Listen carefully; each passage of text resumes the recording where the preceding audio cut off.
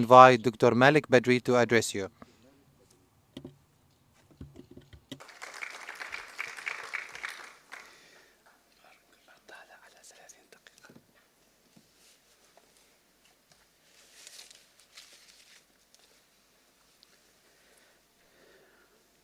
Bismillah ar-Rahman ar-Rahim. In the name of Allah, blessing be upon the Prophet Muhammad and his companions and household. And I would like in the beginning to thank the organizers of this conference. And I would like to say that maybe for the first time in all the conferences I attend to sit from the beginning till the end and do not feel time passes by. So I attended many conferences about different themes. Many of the time they are boring and sometimes get tired. However, yesterday I spent the whole day in the conference without realizing time passes by. So I would like to thank my son Tariq Ramadan and his brothers and the unsung heroes.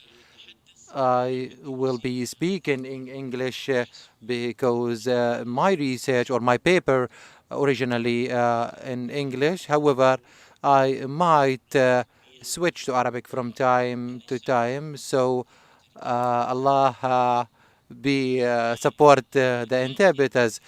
إذا Religion, spirituality, and psychology and Islamic perspective. In reality, it is a very difficult kind of topic because it is very difficult to define these three aspects. What is religion? When we hear the word religion, deen, all the time we think about people worshipping a deity, or even if they are pagan, worshipping their forefathers. There must be a spiritual direction to this. But in reality, religion is much more general than this. If you limit religion to the major faiths and to the worshipping of a deity, then it would be a naive form of thinking about religion. Religion is, as I think of it psychologically and also from the Islamic point of view, religion is it is a worldview. It is a worldview that by which a person, out of his own faith and belief, see the world in a particular manner. And from that, an ethical code will develop. Therefore, I think religion should be thought of as any system of beliefs, spiritual or otherwise, that gives the devoted followers a common worldview about the meaning of life itself and how people should deal with its ethical issues. In this connection, if we remember in the Quran, a short surah, يا أيها الكافرون لا أعبد ما تعبدون ولا أنتم وتنتهي السورة بالقول لكم دينكم ولي دين. It ends with you have your faith and I have my faith. Time of the Prophet sallallahu alaihi wasallam, there were pagans, there were a few Ahl Kitab, very few, but there were also atheists. This man, Arab, who came to the Prophet and took a bone of an animal which is almost breaking into pieces, very old. He blew into it and it went like flour in the air. Then he said to him, your God will bring this back to life? These were atheists, were agnostics. There were agnostics, there were people who worshipped idols, but Allah called it deen. Lakum dinukum waliya deen. You have your religion and I have mine. So religion, in this sense, is a way of looking at the whole universe, looking at oneself. It contains answers to major questions. There is no society in the past, in the present, or the future that does not answer big questions. What is man? From where did man come from? Where is he going? From this universe, how did it come? Is it everlasting or will finish one day?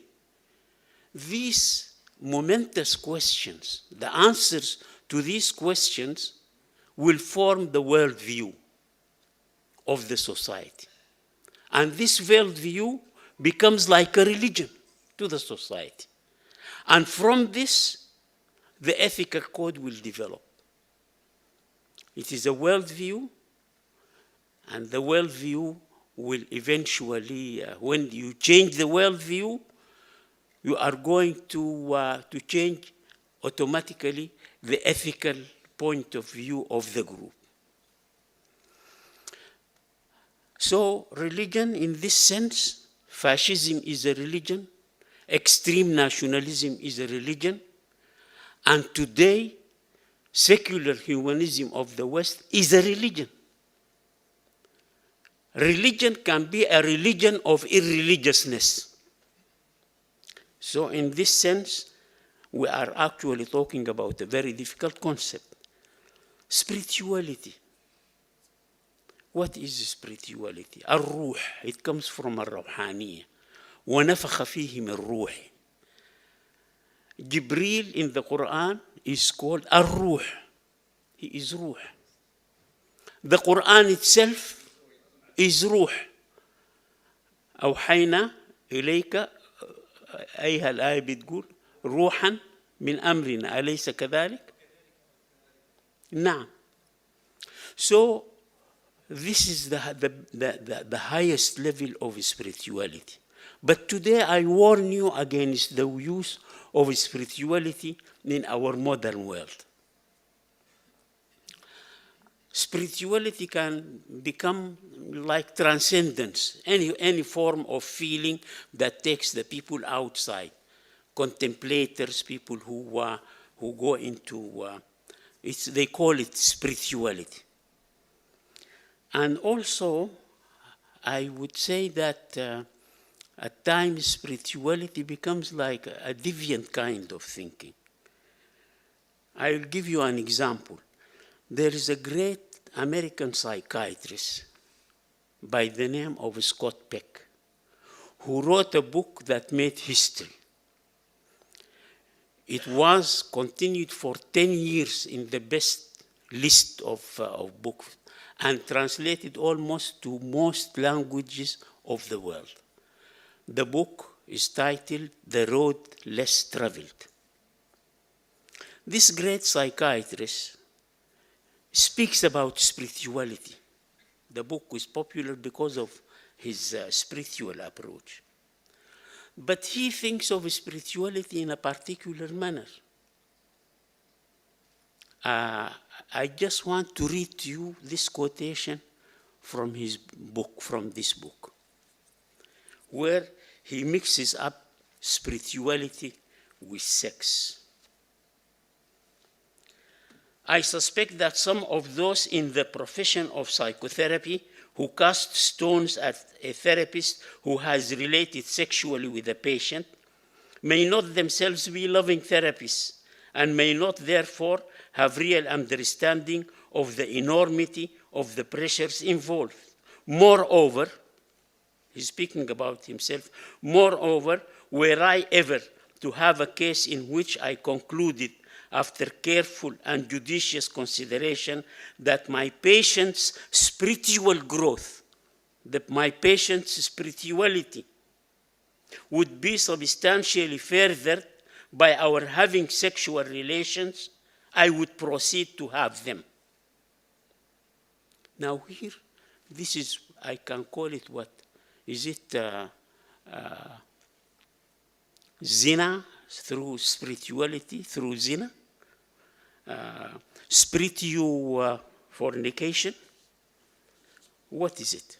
So this spirituality again is something which we need to think it's a complex thing. We'll have to know what we are talking about. The third aspect that I spoke about is this phenomenon of the media, the explosion of the media, the internet, and here I think even the wise Western people are now really wondering what to do. For example, this aspect of pornography. Look at this Mohler in I got it from the internet, Albert Mohler. The moral effects of, these are his words, the moral effects of pornography are by now well attested. The scourge of pornography has brought ruin and harm into the lives of millions of our friends and neighbors, destroying marriages, distorting sexuality, and poisoning minds. Among males, exposure to pornography is associated with addictive behavior traced to the release of chemicals in the brain, stimulating arousal and excitement. More recently, research has emerged that points to another effect of pornography exposure. It changes, it changes the worldview of the viewer. It changes his worldview. I think that today we are having a serious onslaught, and we have to think what to do about it. How can we preserve our ethical views in the face of this onslaught? Now here, I would like to say that these people, he calls it science. Science of psychoanalysis came to expose the delusions of religion.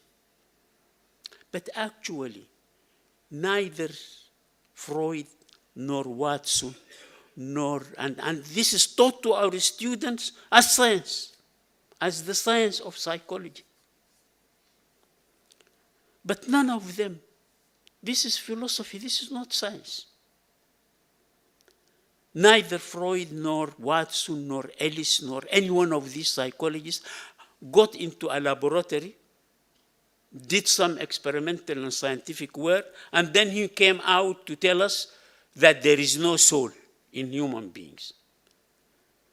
That sexuality is the main drive that moves men from cradle to grave. That there is no human nature at all, it is only the environment that shapes people. Nobody, these are armchair thinking, this is philosophy. Now, when we come to face these aspects, we need to really think about the influence of, in fact, the Western world, at least from the time of Renaissance and Enlightenment, and when they finished the church, they went to the other extreme. You know, this is in physics, for every action there is an equal and opposite reaction.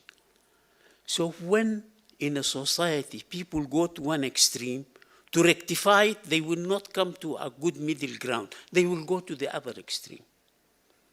Now we are actually facing this kind of extremism. For example, let us take this issue of sex, which Freud is basing his theory on. During the time of the Greeks, homosexuality with friends,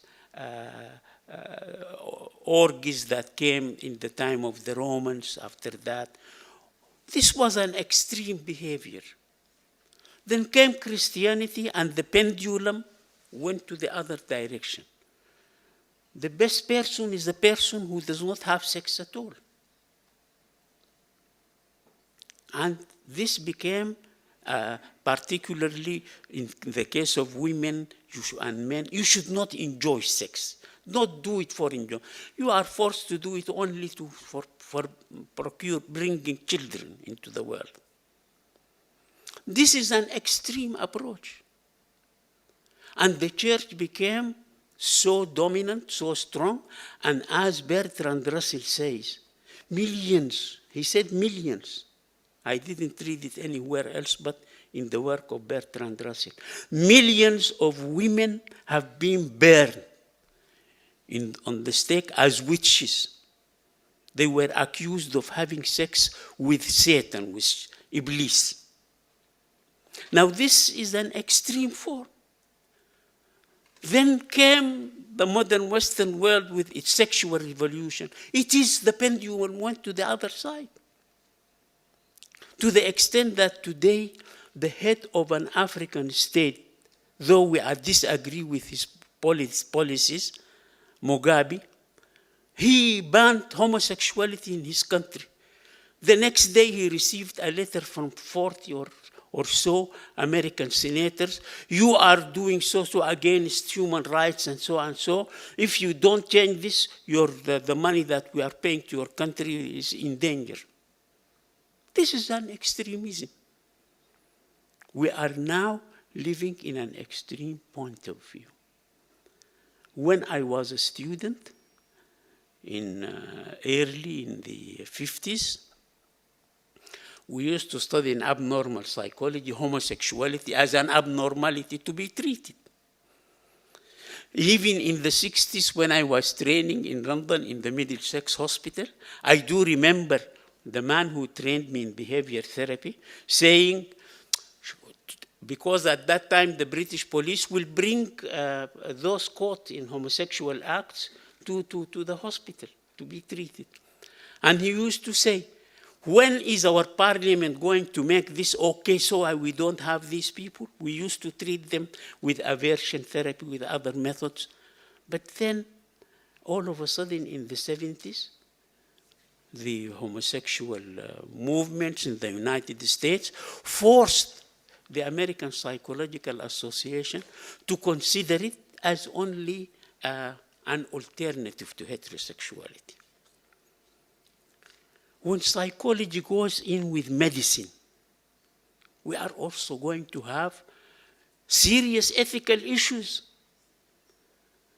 What about homosexuality? What about euthanasia, mercy killing? What about renting uteruses? What about all of these things have come? All of them were only when Christianity was in power. He gave me a ticket already, okay. When Christianity was in power, these were terrible sins, kaba'ir. Now it is accepted, no guilt. And accordingly, we need to know that we are facing a position, a culture which is going into an anti because of what the church did and because the pendulum is on this side. This is not a normal situation. And indeed, yesterday, while listening to a number of our distinguished speakers, I did feel this aspect in some of the words that were said. And I think now that we should try to do something about it. I don't have the answers, but one of the important things is for our people ethically to believe that whatever they do in terms of stealing, in terms of having sexual relations that are not allowed, we should inculcate into them that Allah is most forgiving.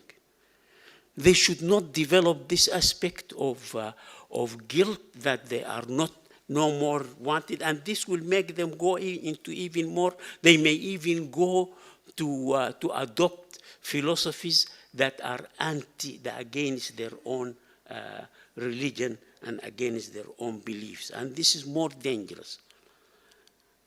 A young man can become a homosexual, can do this, can do that, but there is a time when he says, Astaghfirullah, and Allah will forgive all sins. Just by saying, please forgive me, Allah, it will be forgiven. But if he begins to believe that sexuality is something which has nothing to do with religion or to accept a point of view, this is more serious. This will lead him to what we call disbelief. If you believe, read something, as we read in psychology, that homosexuality is inherited, it's genetic. There is no evidence, by the way, no evidence whatsoever.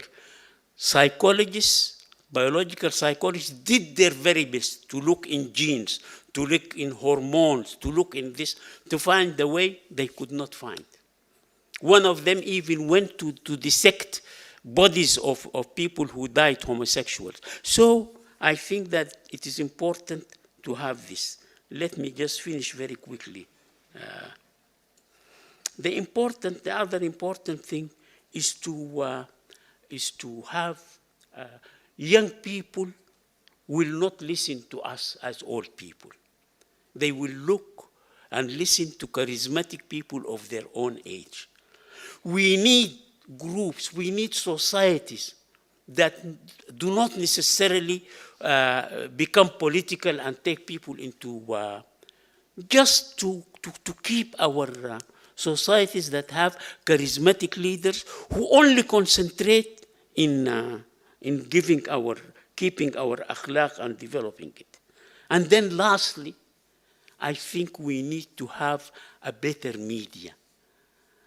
When I've been working in campaigns fighting AIDS, and then I look when I see in the television the program against AIDS. It is an old sheikh. He comes, this so and so, don't use the condom, so on. Then it's really many young people will just turn the television to another station. But when the West want to give the message of homosexuality, they brought Tom Hanks in a film which was an excellent film. I have seen the film. And when his homosexual companion came, they don't show it, but it was obvious. And then he was expelled from his job because he has AIDS. Then he comes to the court, and while the lawyer, they chose a very ugly American actor who's really can take the role of the harsh person. And when he was saying, the Bible says so and so, at that time Tom Hanks faints and falls in the court. And then people began to, it's taken up. This is a beautiful film that gives a good message to them.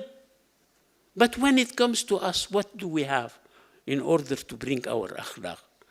It's good now we are seeing films or TV shows like Omar, and it's beautiful.